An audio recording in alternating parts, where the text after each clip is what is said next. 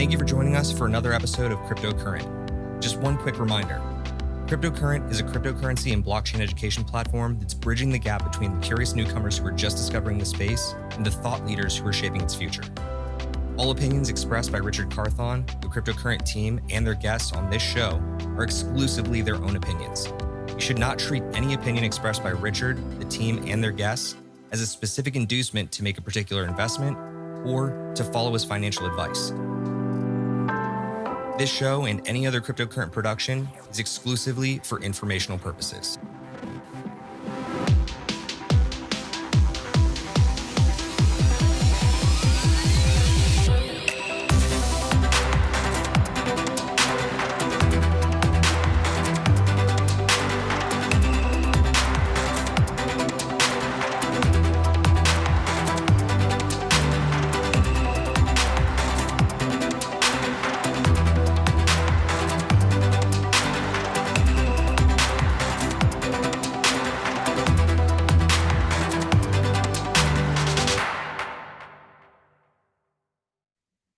All right, what's going on, everybody? For Cryptocurrent, I'm Stephen Miller, and you're watching Cryptocurrent Live, your connection to everything that's going on in the wild world of Web3.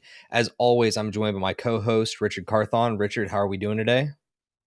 I'm doing better, Steve. As we get closer to the end of the month, we have seen some tumultuous times in the crypto space for a lot of people not experiencing their first true bearish sentiments, where you're seeing literal 50 to 80% corrections in the market.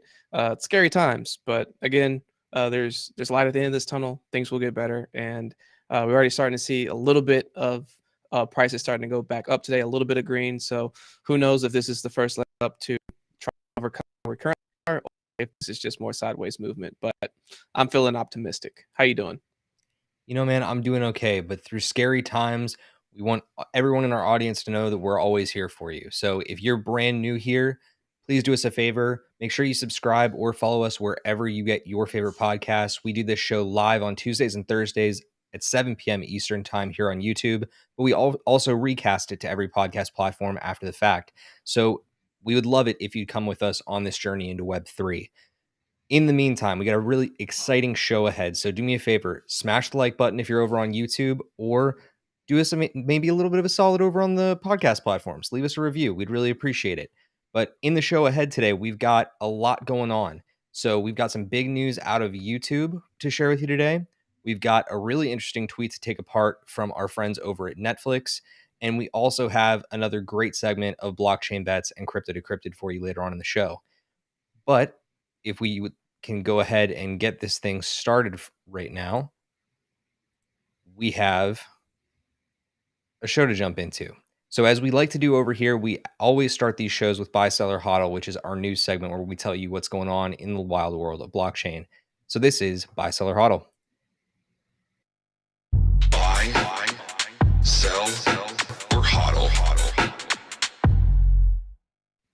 So this week in crypto news, we want to cover an interesting piece out of YouTube. YouTube CEO Susan Wojcicki put out an open letter suggesting that YouTube may in fact be embracing the world of Web3. Now, what does that mean? It means that they're specifically looking at NFTs and DAOs. They're curious about how they can basically empower their content creators over on YouTube to capitalize more so on emerging tech. So this all, of course, is on the heels of NFT announcements from the likes of Twitter, who just announced their new flexagons, as the world is starting to call it, where you can verify an NFT profile picture that you own. And then also Facebook and Instagram coming out saying they're going to integrate NFTs in the near future with full marketplace involvement. So, Rich, in this story, there's a lot to break down, a lot that we're starting to see in terms of how the rest of Web 2 is starting to embrace Web 3 features. What do you make of it all? It is the light at the end of this dark tunnel that we are currently facing. Like, the huge difference between what happened in 2018 at the top of the market all the way down to the bear market that we saw in 18 and 19 leading up to 20. There wasn't a whole lot of buzz going around about embracing crypto, embracing Web3, embracing DeFi, NFTs, all this stuff. It was just basically these crypto diehards that were hoping to find some legitimacy. The legitimacy is here. All of these Fortune 500 companies coming out the woodworks, talking about their game plans for Web3, talking about how they're embracing NFTs. Y'all, like, these are the best indicators that crypto's here. Like, we're about to reach the next threshold, the next piece of the chasm, where we're finally moving from first adopters into early innovators into the first adopters, right? Like, we're really starting to cross that chasm right now. Even though there's bearish sentiment in the market, and even though prices are going down, it's looking from a news perspective and from what's coming, like we are actually building support, which is exciting to me. But how do you take this news, Steve? I take it really simply, and that's that I'm starting to get more and more confident, story by story here, that we're not in a bear market yet. I mean, we saw just as the market was really coming to this like steep cliff fall off, you had some of the biggest stories in crypto happening all at once, with the big Fortune fives. We talked about that last week on our show. And it's really clear right now that YouTube being a bigger part of, Google's overall platform, they're owned by Alphabet. The fact that they want to get into this game too, it just goes to show me like all of these players getting in right now, they need a couple of different things to be able to make these ecosystems work in the first place. They need Ethereum if they want to issue their own NFTs, especially if they're going to be doing that on the Ethereum network. They need to be, interfacing and connecting to all of these blockchains. And frankly, if they're going to do a multi-chain future and want to connect to whichever one of these platforms really wins out, they're going to have to go multi-chain. They have no choice other than to make sure that they can allow their creators to choose the chain of choice. So I see this as hugely beneficial for the world of content creation, but also a really big vote of confidence in NFT tech. Not really sure how they're going to go about implementing DAOs, though. I thought that was a pretty interesting part of this story. Unless they themselves are going to create the DAO, I don't know how they'd be rolling out individualized DAOs. Yeah, hey, maybe they needs to go talk to our friends that launched the Illuminati NFT.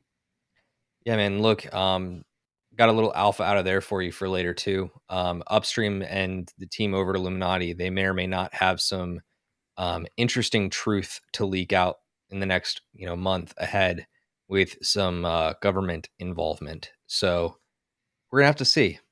Who knows? But let's move ahead to our next story because I can only say so much. In non-fungible news this week, there's some really interesting stuff happening. And in fact, we ended up leaving it out of this episode. And I think we're going to probably do an aside a little bit later on if we can get through everything quick enough to talk about security. But in the wild world of non-fungibles this week, we had some really interesting storylines come out of Bored Ape Yacht Club, whose price floor just surpassed not 80, not 85, but 90 Ethereum. That's right, folks. Now you can buy a floor ape for 90 ETH. So this all comes on the back of course, Bored Ape Yacht Club releasing their Apes vs. Mutants mobile game that was officially approved by both app stores as of, I believe, Saturday or Friday of last week, one of the two. And at the same time, you also have rumors right now circulating that the forthcoming ape token that they're going to drop for their ecosystem is apparently bringing in an insane amount of VC money, something to the tune of giving them a $5 billion valuation. Yeah, $5 billion valuation for Yuga Labs. That's pretty crazy. Yeah. Again, not fully confirmed yet, but there are rumors circulating that that is in fact what's going on in the background there. At the same time, you also have some really interesting Google search news going on right now, and that's that NFTs have in fact surpassed hashtag crypto in search results. Pretty interesting indicator of how the mass media is adopting crypto. Also, we have another massive brand coming into the space, collaborating with a brand called Superplastic, and that brand, of course, is none other than Gucci. Gucci is the big luxury brand, and Superplastic is actually one of the top innovators and influencers within the NFT space right now. That NFT drop is forthcoming on February 1st. Also, not in our proper deck today, but the Adidas collaboration with Prada within the NFT landscape is also forthcoming. They just launched their portal in stealth last night. Netflix engineers, this is the big story to me. Netflix engineers, Twitter, released a tease that they're basically right now working on future NFT implementation as well. So out of the non-fungible news, Rich, what strikes your fancy? What is something that you'd like to talk about out of here? NFT surpassing crypto in Google searches. It's going to show that even though we've entered a while back a little NFT bear market and got a little ice cold, this thing's gearing up. It's building, and I think we're about to see a pretty big explosion start to happen back in this space. But that's what sticks out to me. What sticks out to you? It's really hard to ignore Bored Ape Yacht Club, because they're Bored Ape Yacht Club. I really have a hard time talking about much else than that in the NFT space anymore because all they're doing is innovating. All they're doing is breaking record after record after record. And it seems to me that there is no stop. It's just going to continue. So I'm curious really what ends up taking over as the next Bored Ape down the line. But for right now, I mean, these guys are just so far ahead of the pack. It's wild. So let's go ahead and trudge forward into a quick lightning round. And this brings, of course, 4 very quick stories this week. First of which, last night on Late Night with Jimmy Fallon, Paris Hilton appeared and made a very, very on point statement saying that she truly does believe that the metaverse is the future, but not just the metaverse is the future. She believes that the metaverse is the future of partying and basically all of social life. So, really fascinating to hear her take on that. Also, we have the mayor of Jackson, Tennessee, pledging to give city employees the option of converting paychecks to Bitcoin. Very, very cool stuff there, in my opinion. Then we have a really concerning story out of Uniswap. So, Uniswap's founder and CEO came out and said that he had his bank accounts shut down by JP Morgan Chase with practically no explanation. Can almost bet that you have a higher degree of corruption going on there. Lastly, you have Russia banning crypto, but their finance ministry still proposing regulation in opposition to that outlawing. The last one there to me, Rich, is the bigger story. We aren't necessarily going to cover it because there's already been so little activity out of Russia when it comes to the larger crypto narratives. But what do you think is the big story out of this if we were to cover any one particular piece of it? For me, it's the Uniswap because Dexes have been in a very gray area for a very long time, and it looks like this could be the first step in uh, action being taken against people who are heads of decentralized exchanges. And so hopefully this doesn't cause a cascading effect across other dexes out there. Yep, you can only hope. I mean, again, to me, I think that it's probably more indicative of the fact that you have government officials that are probably pulling strings behind the scenes, saying like, "We're going to cut off his access to his funds," because they're about to litigate.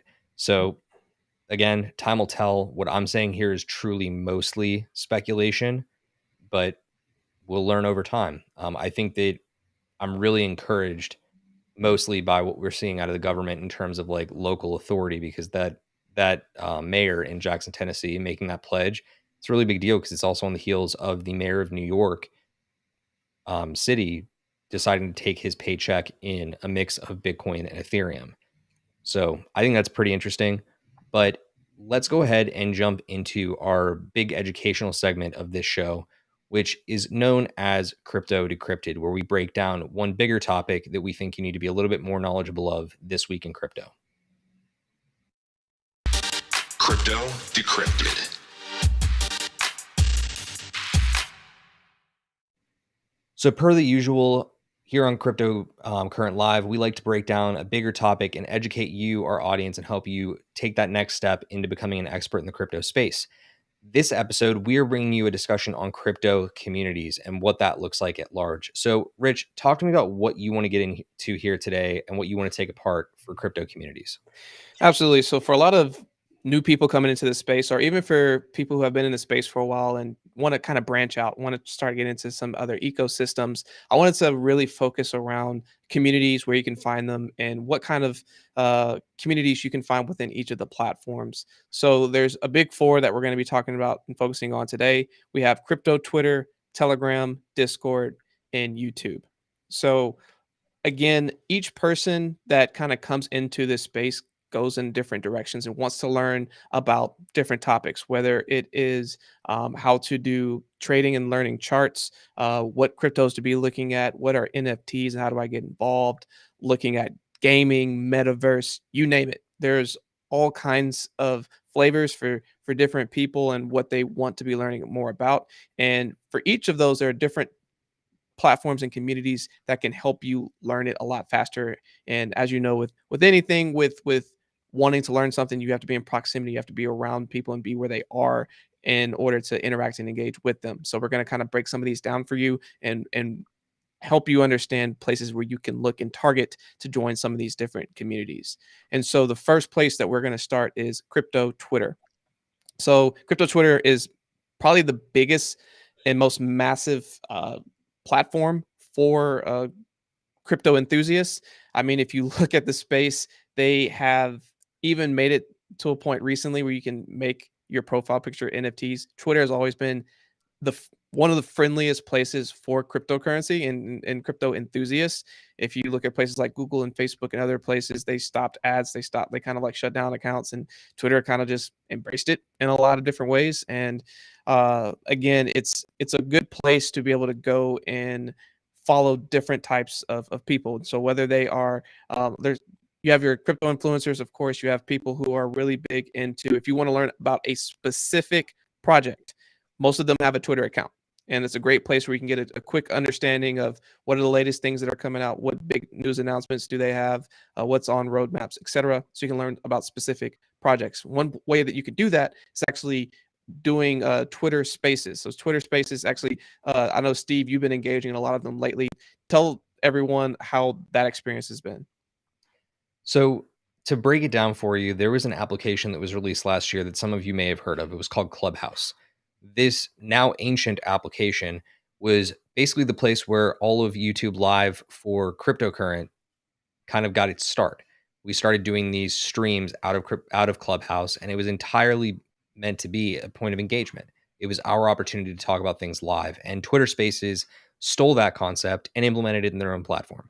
So Twitter Spaces, because crypto Twitter is so massive, and you have so many players in the crypto space building brands and building identities and rapport in the crypto Twitter realm, Twitter Spaces has kind of become a very central component of what makes for an engaged and educated crypto community at large. So basically, you can go into these spaces and speak with people live. So the hosts of it have a stage, and you can either join as a listener or you can request the mic and join them up on stage. So number one, in terms of overall crypto Twitter, I think it's one of the best parts of Twitter right now. I don't get me wrong, like I love engaging with tweets as much as the next guy, but I also love having conversations and engaging with new people. So because crypto is oftentimes such a cold and technological premise, being able to humanize it's really great. So I personally love Twitter Spaces and little, low key Twitter following hack. It's a absolutely fantastic way to grow your following. So that's my take on Twitter Spaces. Awesome. Definitely appreciate that. And again, there are a lot of ways that you can connect and engage with people, whether it be responding to a certain tweet if you have a question, or engaging on top of that. But again, depending on the kind of resources you're looking for, Twitter is a great place to first find those people, see what their social channels are, and then be able to go into some of their other places to discover more. Next up, we're going to spend time on Telegram. So But Telegram. real quick, Rich, before we do, I want to kind of lean into the idea of engaging with the right people. So just if you had 2 or 3 people that you could give our audience a little bit of a leg up before they move on to Telegram, who are the right people to be engaging with on crypto Twitter right now? So there's quite a few out there. I mean, depending on what it exactly that you're looking for, and just either trying to get research or just get a kind of alpha. There's a few that I have been looking at. So uh Pompeo, and he's been having a really solid account forever. Really gets insights into things very quickly and kind of releases a lot of ground level information that I think's been proven pretty useful. I keep up with Greatscale. I think they also are constantly putting out some really good material and also helping to shape the space of further crypto adoption, which has been highly useful. And I am going to plug my own here, which is cryptocurrent. We are constantly putting out some really good information. We are trying to make sure that you are constantly staying ahead of the pack, getting insights into and access to these really cool projects at ground floor, and getting some really useful information on where the industry is headed. But those are probably the three most crypto Twitter profiles that I've followed the most. How about yourself? So while I totally agree with you that like Anthony Pompliano is a great resource, for me, I think that the most connected person in crypto right now is Raoul Paul. So I love following his account and what he's doing over at Real Vision. I also think that if you're interested in the NFT space, there is no better follow right now than Punk6529, just giving some of the most revolutionary threads and thought-provoking threads about Web3, the metaverse, and what NFTs truly have potential to do. And then last but not least, I think you really do need to go follow Steve Miller _PHX. Really important account. But let's go ahead and move into Telegram and talk a little bit about what it looks like in that landscape. So Telegram is another platform that kind of was really embraced by the crypto community. First, it kind of like started with another uh, platform I thought called Signal, which kept a lot of things more private, but then it kind of converted into Telegram. And Telegram has a lot of robust features. It's like a more secure, elevated version of GroupMe, and you're allowed to be able to go on there and make two kinds of different accounts, whether it be for a group or for alerts. We're going to talk about both of those. So with joining groups, you have groups that are as massive as uh, tens of thousands of people within a group. You also have smaller groups that have, hundreds. And the thing with Telegram is that if you can go in and join a conversation and provide value, it can be extremely valuable. You can just go in there and also see a lot of different threads and around a lot of different topics. Some are very focused in the sense of depending on which group you join. So, for example, a lot of groups that I follow in Telegram specifically have to do with having access to different crypto projects that are coming up. I also have local crypto Telegram groups that I follow, so I know about local events that are going on. And then I also use it. We at Cryptocurrent use it for internal processes, being able to communicate with our own team as we are remote and are constantly having to share files. So it's really easy to be able to share files, share pictures, videos, send messages directly at people. You each person has their own profiles. You have pictures and everything else. And again, it's a really cool way to be able to engage and contact people directly. A lot of people who I meet and who come on the show, I keep in contact with them via Telegram. It's almost like having my phone book, but having it live in Telegram is a way that I can directly have access to people, but also groups where I want to stay engaged with communities that I can quickly pop in, say hey, say whatever I need to, and pop out. How would you describe Telegram? I think that you kind of hit the nail on the head with Telegram. I want to kind of carry on to the next group though, because we need to be talking about them kind of in tandem. So the next crypto community space that you can go join is Discord. And on Discord, typically you have a larger community. It's almost like a deeper like Reddit server almost, but it's very customized. You can build it out very uniquely for your specific community's causes and create unique spaces within it for different dialogues. So you can keep like the conversation on track in different spaces as opposed to on Telegram where it's one constant stream. So to me, I think that Discord is probably the more powerful tool of the two, but I want to stretch it one step further for you and kind of bring it full circle here. Discord is especially important if you have an interest in the metaverse, gaming, and NFTs. Yes. Telegram is extremely important if you want to be connected to specific like tokens and projects and coins and their leadership teams and getting those alerts. Crypto Twitter is vital for both. Would you say that's the right assessment or should we be considering it differently?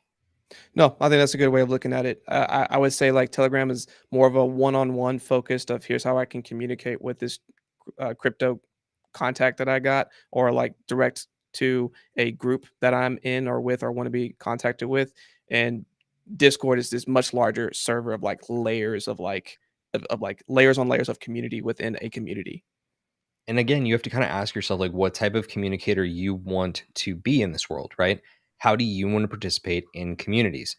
Again, the following is not a shot at you, Rich, but like you personally hate diving into discords because they can be really deep.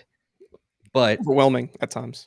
yeah, I mean, and it absolutely can be overwhelming, especially if you're insane like me and have like 20 active channels. But when I look at Discord, I see it as, okay, this is my opportunity to really like carve out a niche for myself within this community versus this community versus this community. So I can actually connect with people in a more authentic way on a deeper level.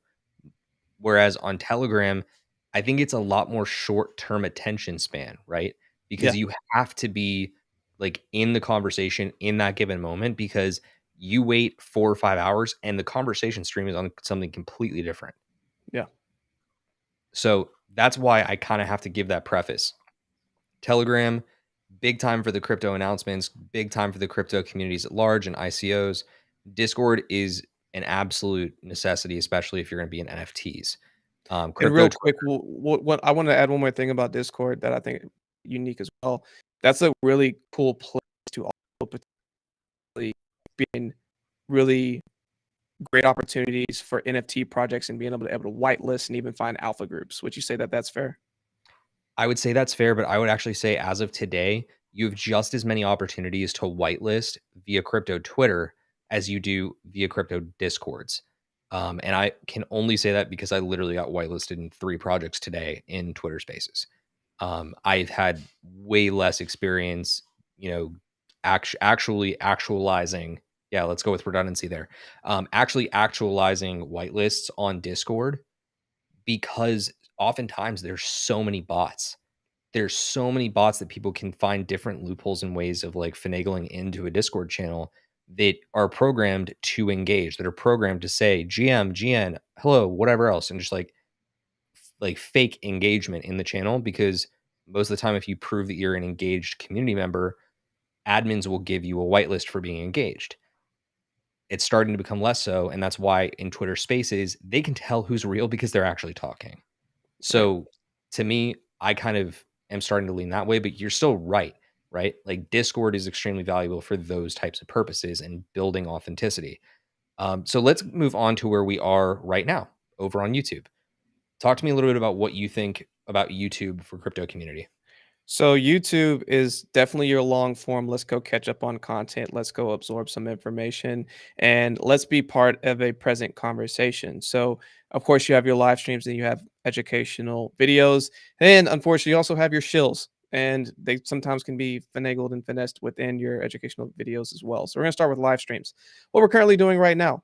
So right now in real time, as we're giving you news, decrypting information with you, giving you all this stuff, you can engage with us, be typing comments. We can talk to you in real time and have a in-depth, in real-time conversation with you while we are presenting this information. So it literally lets you feel like you are part of this conversation flow as we go through this. And you can go and engage with other people, focus on other things. So whether it's a live stream on an NFT project being released, a metaverse project being released, or a project coming out saying that they're about to ICO, or a project explaining their roadmap on how they're about to release the next greatest metaverse game of all time, or whatever it is, you can be there presently while information is coming out.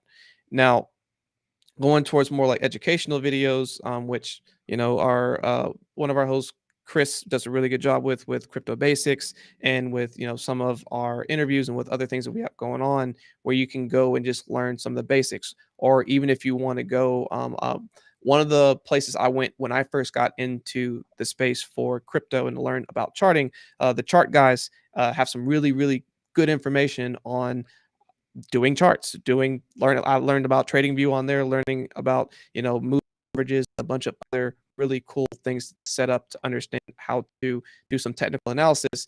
And I watched a lot of their content that they previously made to learn about that specific thing, the chart. So it can be very educational when you go and find a specific target niche of what you want to learn. Like YouTube University is a real thing, and it can be very powerful, but you have to make sure you are finding people who are credible, know what they're talking about, and are consistent with what they're saying, because it is very easy. Because here's the other challenge with this: for people to go and try to educate and tell you about something, shill on it, and then all of a sudden rug pull you or dump on it because like they have a bag, they're trying to tell the world you have this thing, and then after they make their profits, they're going to dump it, and then unfortunately you get in at the top, and they're the people who told you all about this token aren't mad because they've made their money. So like it's a balance of like finding people who are really trying to provide really good information without trying to sell you on everything that they're talking about.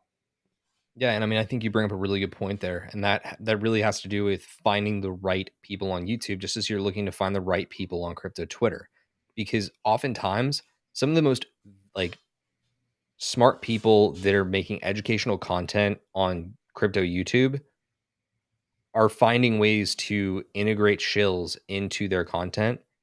So you need to be able to like retrain your brain a little bit when you're utilizing crypto YouTube to be able to distinguish between the two. Like, what are they really educating on versus what are they just trying to get you to buy a bag on because they are looking for you to become their exit liquidity, right?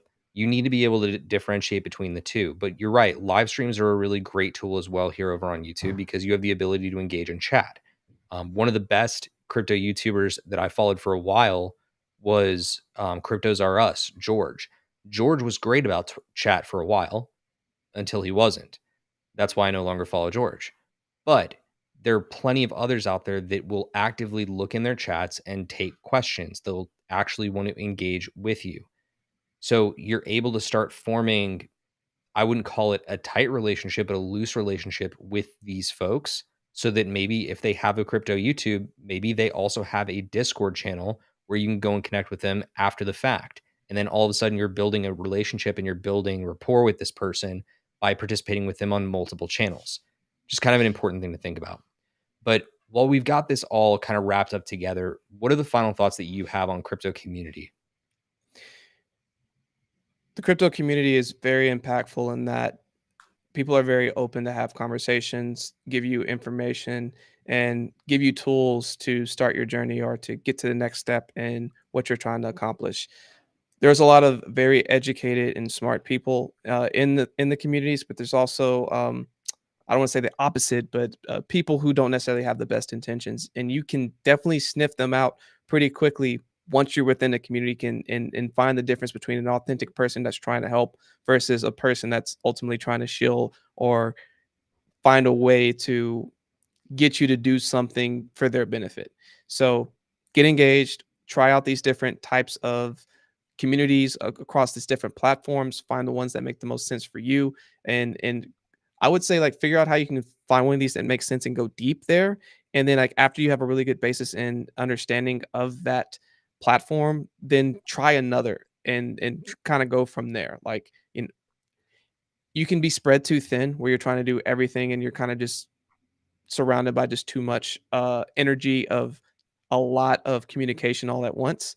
So it's good to experiment. It's good to go try some stuff out. Find the one that makes the most sense for you. The last thing that I'll tell you about crypto communities is this. Yes, there are plenty of people like Rich and I out there that want to help you and like help you learn and understand the greater crypto space, but you have to approach every single person that you come across in this space with a healthy dose of skepticism. Why do I say that? I say that because this space is still filled with scams and a lot of people that want to take advantage of you. So when you go on crypto discords, I highly recommend that you turn off direct messaging immediately. Go into the security settings, like do the drop down on each individual server that you join, click security settings, and disable direct messages. Also, go into your profile and make it so that your status online appears as invisible, because otherwise you're going to have bots that want to immediately directly contact you and send you false links that say the mint is open. You can now, get your tokens for this said project. It's really easy to fall for some of that stuff because they can make it look really legit. Also, regardless of which platform that you're on, don't click links. People have been known, especially in recent months, to alter links so that they can phish your data on your computer, and can even go so far as, by just you clicking a link, gaining access to your MetaMask where they can pull your seed phrase and your private key. You want to make sure that you go into these platforms aware of how you can secure your own assets and cover your own assets. Bigger point, make sure that you are being safe on there, but also approach it with a healthy dose of skepticism. That is going to do it for this week's Crypto Decrypted. We hope that you enjoyed it. If you have any questions, please feel free to get at us in the comments, or you can reach out to me on Twitter at SteveMiller_PHX, or you can reach Richard with questions and comments at Richard Carthon. We are going to move into our final segment for this show, and that, of course, is a fan favorite here, Blockchain Bets. Blockchain Bets.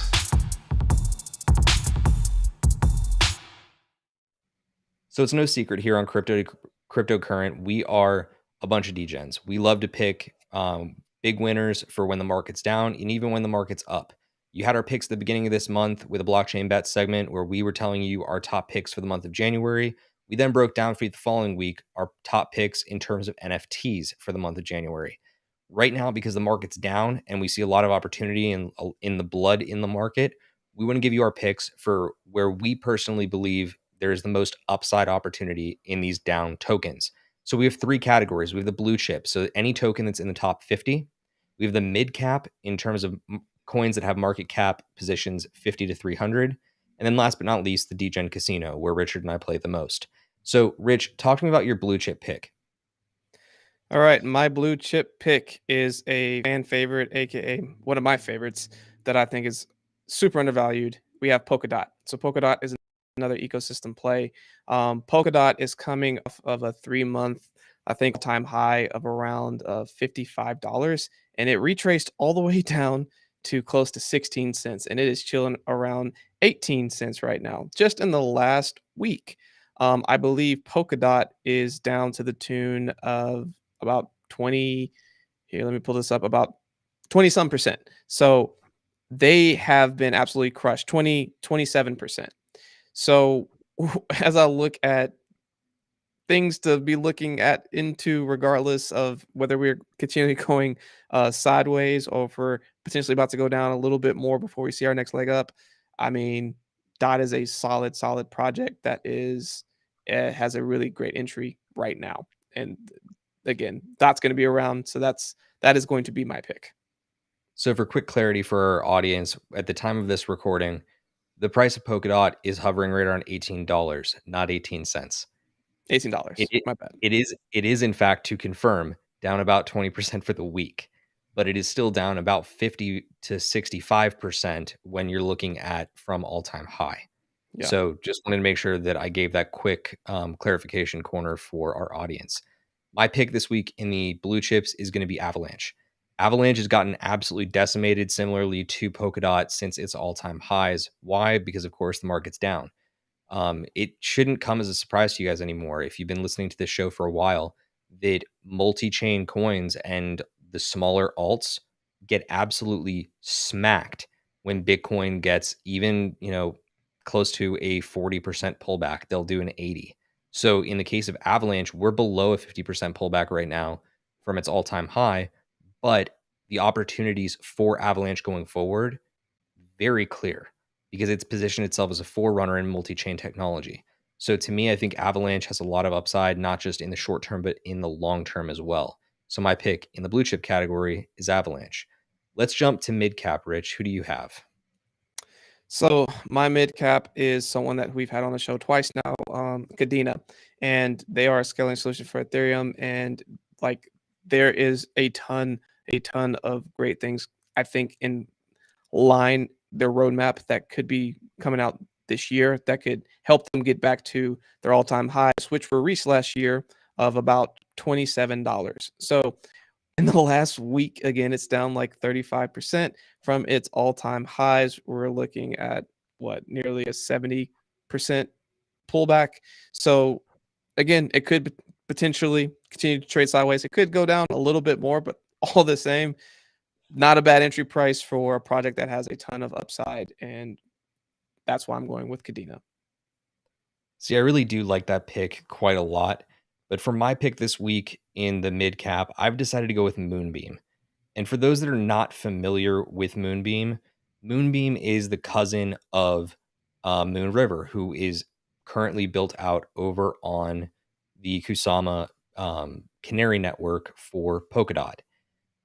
Moonbeam is going to be the smart contract play within the Polkadot ecosystem. That much is all but like confirmed.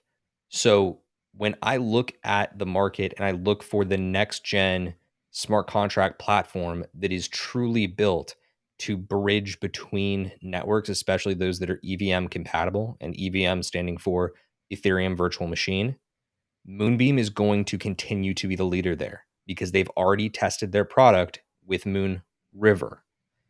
So when I look at Moonbeam's chart and I see that it debuted right at the perfect time when the market was crashing, and now it is down about 55% from all-time high, which means it's at its all-time low, I'm in on that all day long. And in fact, if you want to go look at Moon River, you'll see a very similar story. I thought Moon River was a great buy at 250.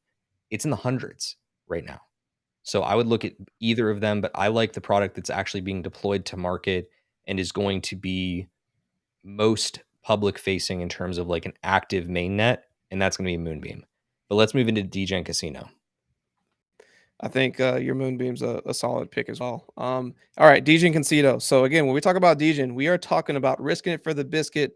Like we're talking casino type of opportunities where we know, like, hey, we could lose it all, or hey, this could be a really big win and this could be huge. Now, I know that I have personally talked about Jigstack quite a few times, and the reason why I continue to pick Jigstack is that yes, if you look at the full trajectory of when it came out, it is all-time high, went up to 20 cents, and now it is literally below ICO levels of 0.003 cents. And the overall market cap, I think, is at around 5 million. And when it was at its all-time high, it got up to close to $40 million. This is one where the team typically, when you see this type of movement, the team just falls off the face of the earth. The roadmap stops, things aren't being built. They basically call it home and say, "Hey guys, we tried. It's a wrap." No, this team is continuing to put out amazing content on all their social platforms. They're super engaged on their Telegram. They have a fully mapped out roadmap. They're doing AMAs on their Discord channels. Like they have a plan and they are moving forward. They're in head down grind mode. Let's get this stuff out here and let's build. And because of that, I see nothing but upside. And so again, my Degen play is going to be Jigstack. I just think this thing has so much potential. And worst case scenario, you lose some money. Best case scenario, it could be life changing. And that's how I'm kind of looking at it. So I'm going with Jigstack. You know, it's no secret that I really like Jigstack as well. I think that they do have the opportunity to kind of become one of the biggest enterprise solutions for DeFi going forward. And I'll stretch it one step forward for you, Rich. Like looking long term, it's really easy for a project that's currently got a market cap around $10 million to go to $100 million.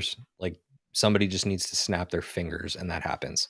Yep. So keep that in mind, folks. I think Jigstack's a great pick. I have to agree. But my pick this week for the DGen Casino is one that I kind of want to reiterate, not because it's actually below market cap 300, but because I think it is actually the most undervalued project out there right now. So I am breaking protocol here a little bit just to give you the play. Superfarm has its game forthcoming called Imposters. It also has an exchange competitor to OpenSea that is going to be a completely decentralized exchange for NFTs. I don't know how you cannot value that, especially because as soon as we're done with this segment, we're going to talk about something that's security related with OpenSea. Right now, I believe Superfarm is down 83% from its all-time high. I don't understand how you don't buy that price. I think that in the gaming narrative, which we all know is here in 2022, it's going to rip as soon as we get through this rough time. So I would be taking advantage of it and I'd be buying it at all-time low or close to it. So that is going to round out blockchain bets this week. You have 6 great picks here: 2 in the blue chip, Polkadot Avalanche, 2 in the mid cap, Kadena and Moonbeam, which, by the way, after the show, I'm probably going to go buy a lot more Moonbeam. Just put that out there. And then just because I don't want any of the podcast folks front running me, that's just kind of the truth. And then last but not least, we have in the DGen Casino, Jigstack and Superfarm. But let's talk about what to watch for in the week ahead. What to watch for. So in the week ahead, we have a couple of really great episodes, of course, over here on Crypto Current. We had an episode yesterday addressing the market panic, where Richard and I sat down and talked about everything that's going on and looking at the indicators on whether or not we have some more run up to have within this current bull cycle, or if we're headed towards a bear. So check that episode out over on all podcast platforms and on YouTube. This upcoming Friday, I believe, do we have a guest lined up, Rich? I can't even remember. We do. So this upcoming Friday, we're going to have Andres Christoph with EtherCards, Right. which they have a platform for dynamic NFTs. It should be a really fun conversation. Recommend y'all go check that out. Great. And then we also, of course, have editorial coverage of a couple great educational topics over on crypto-current.co.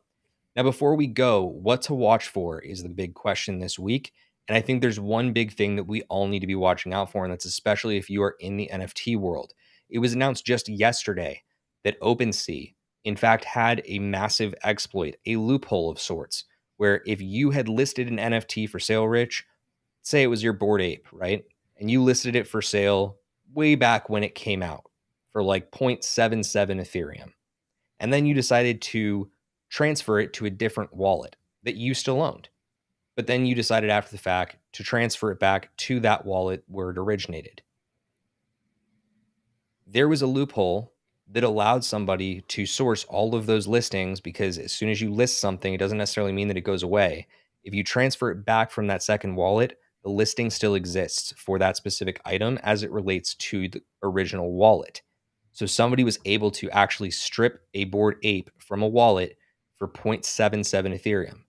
He then went and did it in they did it in any number of other high profile blue chip collections.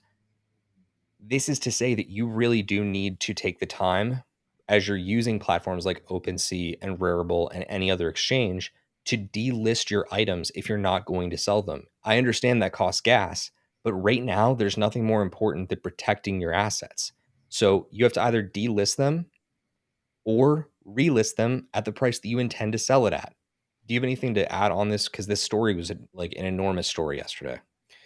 It goes to show that even for some of these first movers, like an OpenSea that has all this stuff, and you think they have their stuff together and that they're, fully looking to ways to optimize and keep their things secure, there are still faults out there. So constantly putting security as a focus, as a as the most important thing that you look at as you truly create some of these assets, things that are worth a significant amount of money, or whether it be to the rest of the world or even to you. If it's significant to you, figure out how you can protect it and spend some time with making sure that you are locking down your assets. Yeah. So again, there are now multiple tools out there to help you check to see whether or not this vulnerability affects you. So you can go up to orders.rarible.com to check and see if you have any active listings right now. I believe OpenSea just implemented a fix in the last 24 hours. That's why it did not make it into our news segment. But it also goes to say, have a hardware wallet. Make sure that you are actively disconnecting from the sites that you're connecting to with your MetaMask. That's just basic security hygiene. If you're concerned that you're still connected to other protocols that you need to disconnect from, but you can't see it, go to revoke.cash. You can immediately see everything from an ERC20 perspective as well as an ERC 721 perspective for NFTs and the protocols that you've connected to that allow you to transact and transfer NFTs. So that is my last little pitch for you on what you need to always watch out for, and that is your own assets. Rich, any final words for our audience before we call this one a day? Keep educating yourselves. Understand that this too shall pass. Moments like this in crypto helps you build your battle scars and makes those diamond hands stronger. And again, it's a good reminder that when things are going well and you have made some profits that you feel good about, that you want to take, that you aren't going to keep for the long run, take them. It's okay, because moments like this happen and it feels like a gut punch. So again, things will be okay in the world of crypto. Continue to protect yourself and keep yourself secure, and keep educating yourself. You heard it here first. So keep educating yourselves, stay connected, and of course, stay cryptocurrent. We'll see you next time.